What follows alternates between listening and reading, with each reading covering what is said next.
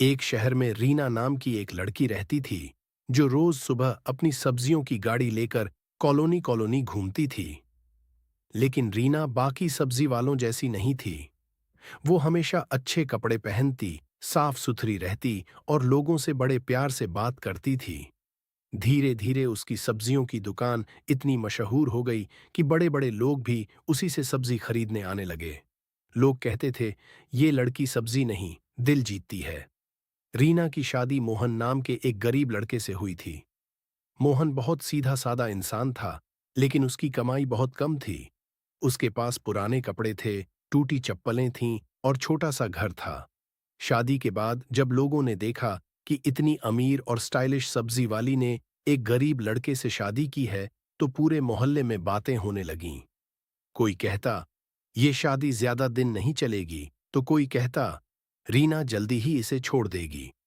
लेकिन रीना को इन बातों से कोई फर्क नहीं पड़ता था। वो हर दिन सुबह अपने पति के लिए चाय बनाती, उसे प्यार से खाना खिलाती और फिर अपनी सब्जियों की गाड़ी लेकर निकल जाती। मोहन कई बार उदास होकर कहता, तुम मेरे साथ खुश तो हो ना? मैं तुम्हें वो जिंदगी नहीं दे पाया जिसकी तुम हकदार हो। रीना मुस्कुराकर कहती, गरीबी पैसों की होती है, दिल की नहीं। मेरे लिए तुम ही सबसे बड़ी दौलत हो। धीरे धीरे रीना का बिजनेस और बढ़ने लगा। उसने एक छोटी दुकान खोल ली। फिर कुछ ही महीनों में उसकी दुकान इतनी चलने लगी कि उसने दो और दुकानें खोल दीं। अब लोग उसे अमीर सब्जी वाली कहने लगे। लेकिन दूसरी तरफ मोहन अब भी छोटा मोटा काम करके घर चलाने की कोशिश करता था।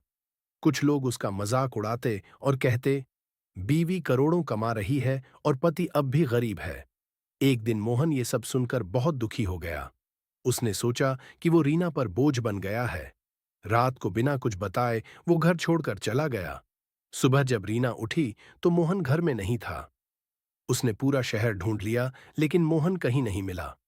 आखिरकार उसे मोहन बस स्टैंड पर बैठा मिला। उसकी आंखों में आंसू थे। रीना उसके पास गई और बोली, तुम यहां क्यों बैठे हो? मोहन रोते हुए बोला, मैं तुम्हारे लायक नहीं हूं।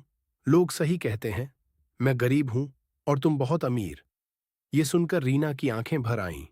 उसने मोहन का हाथ पकड़ा और बोली, अगर पैसे ही सब कुछ होते तो मैं किसी अमीर आदमी से शादी करती। मैंने तुमसे शादी इसलिए की क्योंकि तुम अच्छे इंसान हो। तुमने हमेशा मेरा साथ दिया है।